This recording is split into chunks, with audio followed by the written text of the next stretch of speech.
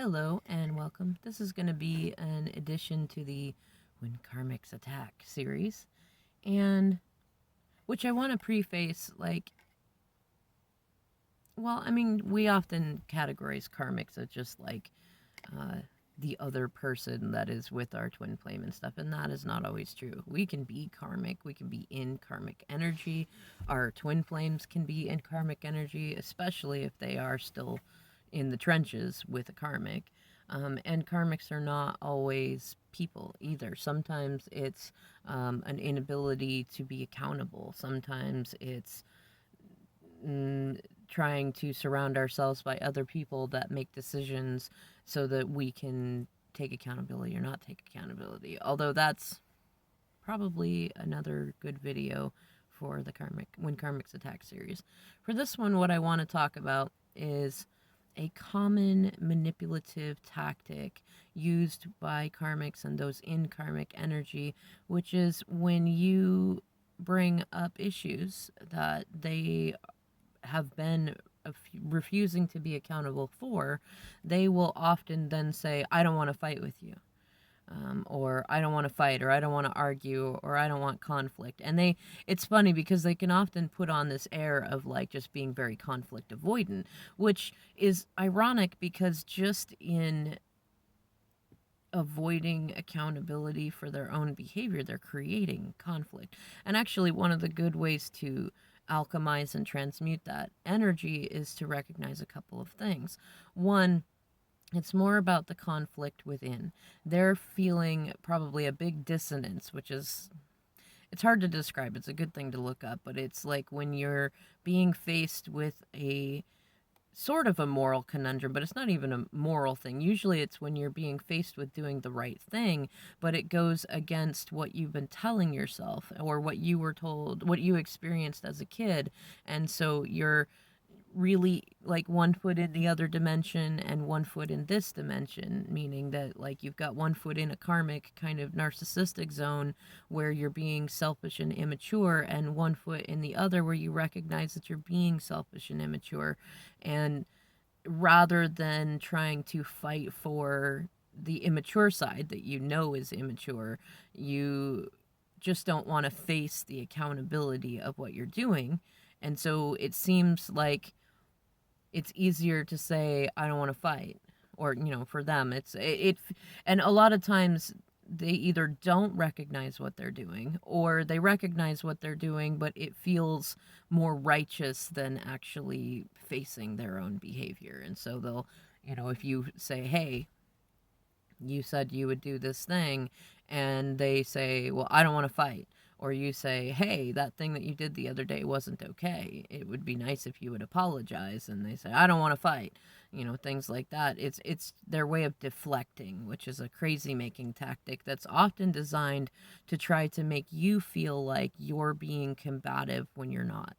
And another good way to alchemize that is to recognize that you're not. Like, really, if all you're doing is calling them to the carpet and saying, hey, this behavior is not appropriate, and they're feeling, even if they feel like you're actually trying to fight with them, that shows that there's more volcanoes and earth shakes inside them than there are within you, because you were able to bring up the topic, you were able to do it.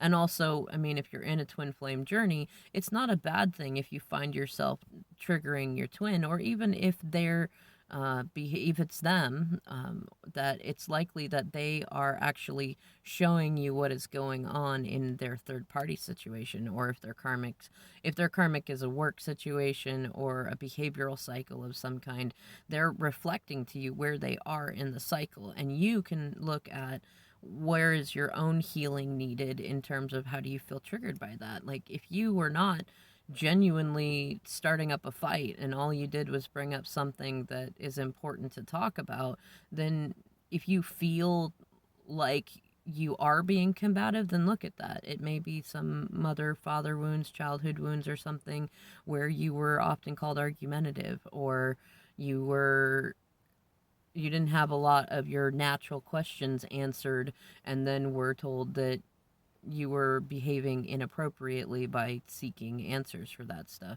And when you go within and you look at those triggers, then you start to heal that stuff. And as you start to heal that stuff, they start to heal that stuff. And often, either if there's karmics with them who are meant to heal that stuff with them, they will. If not, then it will cause them to repel it more. Also, another good way to alchemize that is to recognize that anybody that you're faced with that is refusing to be accountable or refusing to talk about topics that where they've not been acting maturely or divine, that's often a reflection that whatever's going on within them and back in their environment, like say this is your twin and they're in a karmic situationship, it's often a much greater reflection of what's going on for them at home. I mean, if you're looking for the tea, the way that your twin is behaving towards you is often a reflection of the people they spend the most time with. So if they're being toxic or evasive or attacking you by saying that you're attacking them, it's very likely that that's what's going on for them back at home, and it's also what's going on within them. And when you recognize that, then you no longer have to take that within yourself and say, oh, am I doing it wrong? Do I need to do more? Do I need to say more? No, you really don't. It's mostly just spirit coming in and showing you that they're going through tower moments, and that's probably a better time for you to just keep working on you and keep glowing up, and to recognize that if things are so bad for them or for any karmics that you're in situationships with, or family members, whoever the person is that's accusing you of fighting, trying to fight when you're not, like, recognize that what do they say? Rejection is protection. It's really more of a sign that, okay, spirits got things handled. They're having probably a lot of disruptions in their lives and a lot of tower moments and phoenix moments, and they'll reconnect with you when the time is right. And your job is to work on why you feel anxious or triggered or angry or anything when you think about not connecting with them or not getting the last word in or things of that nature. And that's for you to work on. And the irony is that when you choose to work on that rather than worrying about the 3D connection in there, you actually help them do their own work. Like, you're not providing a whole bunch of warmth and light and kindness for them to then make their behavior okay and take that into their situationships. And because they're clearly already in such turmoil that they can't even talk with you about what's going on and reconcile and be able to be accountable, then you don't really want that energy brought towards you anyways.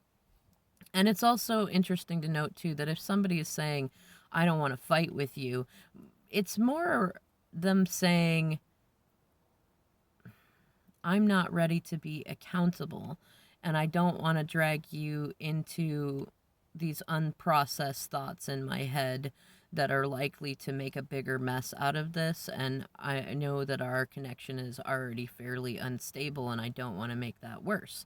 So, you can also empathize with that. Sometimes we all have moments when we're not ready to address things or say sorry or do stuff like that. And we don't always handle it the most mature way. Sometimes our ego gets the better of us, and then we end up being more hurtful in our thoughts when we're in ego than we would have been if we would have just said, I'm not ready to approach that. However, the world is still getting to a place where it can say that.